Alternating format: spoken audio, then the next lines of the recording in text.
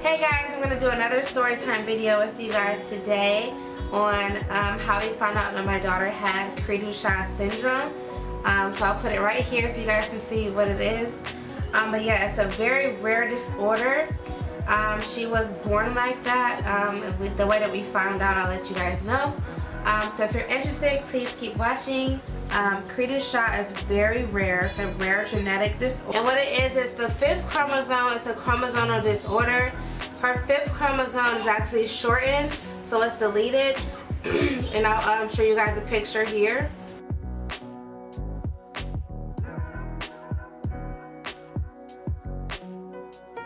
Some comments down below, and also please subscribe. So yeah, let's go ahead and get into it. So when my daughter was born, she was actually born 2 weeks early, so not too bad. She was 37 weeks when she was born. But yeah, when she was born, she would not swallow her milk. She had a hard time latching on to me because I breastfed her. I was very prominent, like adamant, like I need to breastfeed my daughter. It's like the most healthiest and the most natural, and it also made your stomach go back down, make it flatter. But yeah, so she would not latch on correctly at all. She wouldn't swallow. Doctors actually have been noticing things about my daughter that wasn't normal, I guess, through normal babies. But yeah, they noticed stuff on her, like her eyes were far set apart. Her mouth, she had a weird function to her mouth, but not, I don't know. I'll show you guys a picture here. Know like how she looked when she was younger. She's my baby, of course, so I'm like, what are y'all doing? I'm extra protective, and her dad's protective and everything at the time. So we were just like, we don't know why y'all keep picking with her, why y'all keep coming in here. Like, they kept coming in the room. But we're still in the room that I gave birth to her with, or not the room that I gave birth to her, but our like hospital stay room. So we're still there, and we're there probably like a week and a half later. And normally it's like 2 to 3 days that you're there after you give birth, but we were there longer. And then after that, my daughter was transferred to the children's hospital portion, so she went to the NICU after that, which is the neonatal intensive care unit. So that's where she was placed for the next month or 2 months or something like that. But she was there for a long time, because I had her in July and I went back to school. I was in high school at the time, and I went back to school in the end of August or early September, one of the two. But I did go back to school. I never stopped going back to school, but anyway, that's another story. But anyway, so anyway, the way that we found out, there was doctors, when we got to the children's hospital, instead of the adult hospital, we went back to children's, and she was in neonatal clinic. They were just, we gotta see if she can have a certain amount, so they would have me pump milk all the time for her. So I would pump milk so they would feed her. And I remember when I was going to school, she would be there and everything like that. So I would pump milk and they would watch over her, but there was like constant doctors coming in. There's specialists coming in, like all different kind of specialists.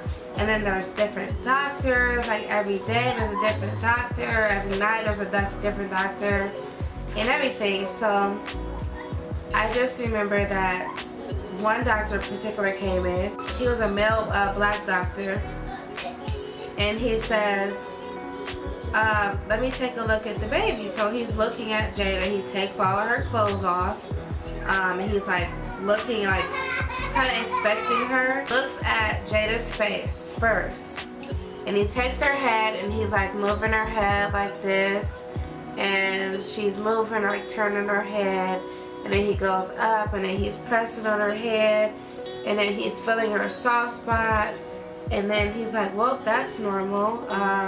Let me see, her eyebrows are normal, but her eyes are very wide set apart. And I'm like, there's nothing wrong with her. I don't know why y'all like tripping and picking and poking with her. Can y'all just get to the point? I don't know what you're talking. I don't know what you're saying. He was like using doctor's lingo and everything, and I'm like, what are you talking about? So then he says, her eyes are low set. And I'm like, what? You said her eyes are far apart, now they're low set? Like, what are you talking about? So then he goes on to say, let me check. And he's going like this. And he's like, oh, she has a very small jaw. Very small, very small. And her mouth is kind of like offset. Okay. And he takes her arm and he's like moving her arm, and then he's moving her wrist and her hands, and then he takes her hands and he's like looking at like the lines on her hands, and see how our lines actually go like this, and we have this top line up here on both hands. Jada does not have the top line on her hands at all. She doesn't have those on either hand.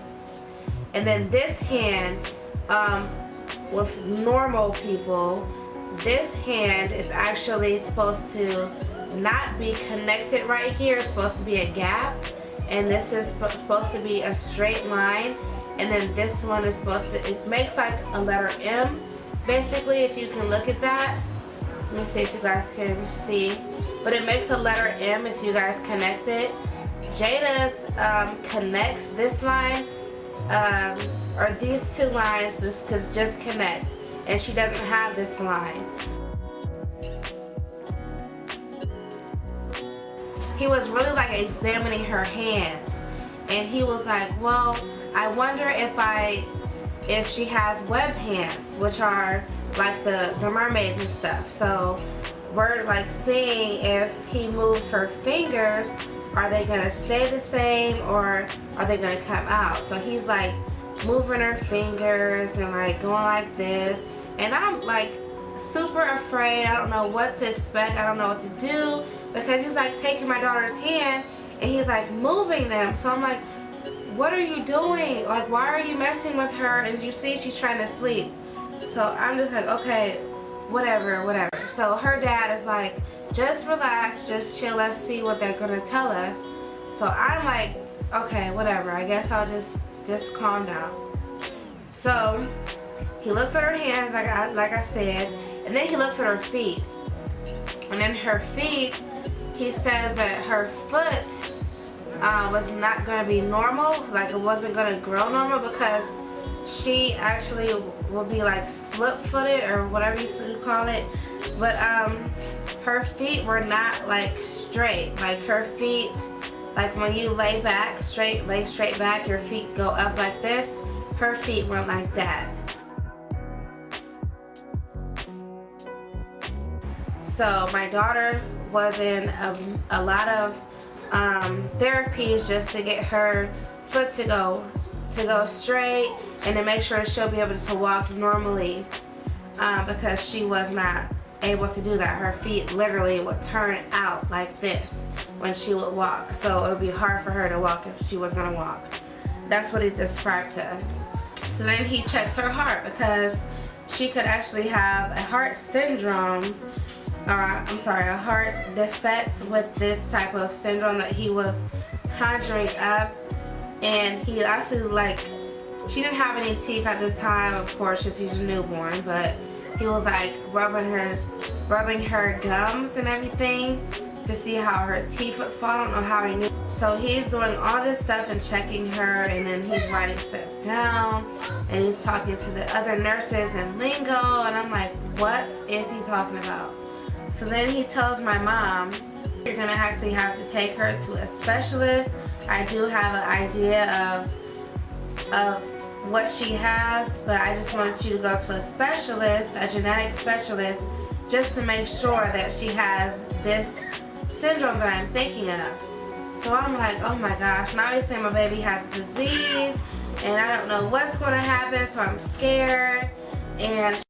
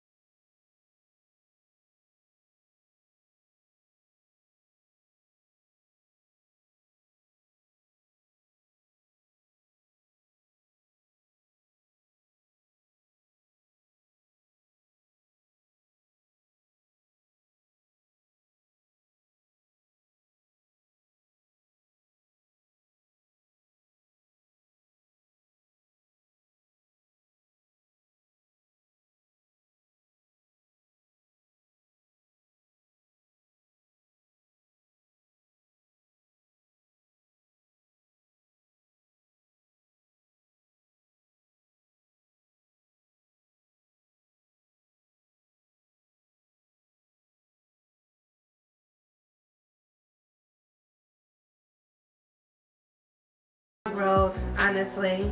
It's not over. She still goes through a lot of stuff. And it's just very hard to deal with. But it's something that actually makes me stronger, because I am enduring it and I am going through this and I am helping her through it. She's not as severe as she was then. She was very severely mentally challenged. Now I would say she's mild, probably moderate actually, but I wouldn't change her for the world. I honestly wouldn't. I always think about what it would be like if she was normal or not with a disability or whatever, but I don't think it would actually, if she was not disabled, I don't think it would have made me change who I was. I had a lot of questions and try to get those questions answered, and I remember me just being very, very, I don't even know how to describe it. I just remember feeling a lot of pain, so I guess we took that out on a lot of people, and yeah, I just remember being very angry, just extremely angry, and yeah, so that was how we found out about my daughter having Cri-du-chat syndrome. I will actually be sharing a couple facts on Cri-du-chat syndrome. There is no treatment, so you cannot get rid of Cri-du-chat. You're born with it. But I will actually share some information with you guys in case you're not familiar with it.